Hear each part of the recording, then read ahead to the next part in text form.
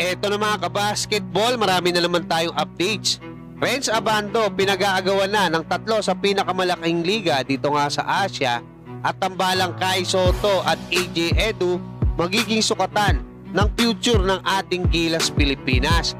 Pero bago yan, huwag kalimutan mag-like at mag-subscribe bilang pagsuporta. Dito nga sa pinakabagong balita ng Japan B-League ay sinabi nga nito yung pag-demote o pag-relegate netong team ni AJ Edu diyan nga sa Japan B-League na Toyama Grouses. Ito ay matapos na sumadsad sa pinaka-bottom, no, or sa pinaka-ilalim or gulelat itong kanyang kupunan dito nga sa kasalukuyang Japan B-League season. So next year mga kabasketball, malilipat na sila diyan nga sa Division 2, no, ng Japan B-League. At nagpasalamat nga itong Toyama Grouses doon sa mga sumusuporta sa kanila at humingi sila ng paumanhin dahil nga hindi sila nakapag-perform ng maganda ngayong season. Napakalaking bagay ng pagkawala nitong ating pambatong si AJ Edu na napakaganda ng ipinakita nung umpisa. Yun nga lang, na-injured siya mga kabasketball, pero nakapagtala siya ng 13 points at almost 9 rebounds per game para nga dito nga sa Toyama Grouses.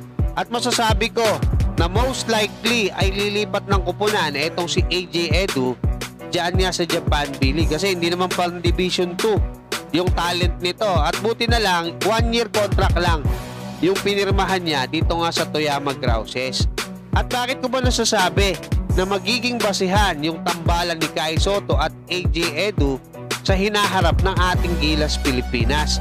Alam naman natin mga kabasketball na hindi pa talaga nagkasama ng healthy pareho etong ating mga pambato na si Kai Sotto at AJ Edu. Matatandaan nung FIBA World Cup, ang healthy lang nun ay si AJ Edu kasi may back injury si Kai, although nakakapaglaro siya, no? Dito naman sa kakatapos lang na FIBA Asia Cup qualifiers nung February ay hindi nakapaglaro etong si AJ Edu, kaya nakaka-excite ngayon, no? Kasi nga alam naman natin na itong si AJ Edu ay magiging healthy na. Sabi nga April lang eh.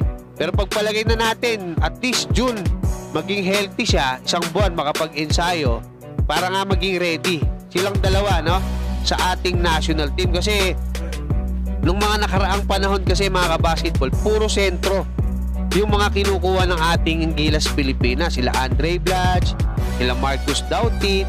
So ngayon, mas magiging malaki na yung option ng ating national team pag sa pagkuha ng naturalized player. Kasi kung magiging solid itong dalawang sentro natin, no? Kasi alam naman natin si Junmar Fajardo, hindi na ganoon karaming taon yung maibibigay niya para sa ating national team. So kayo mga kabasketball, ano masasabi nyo hanggang dyan? Maraming salamat at God bless sa inyo lahat.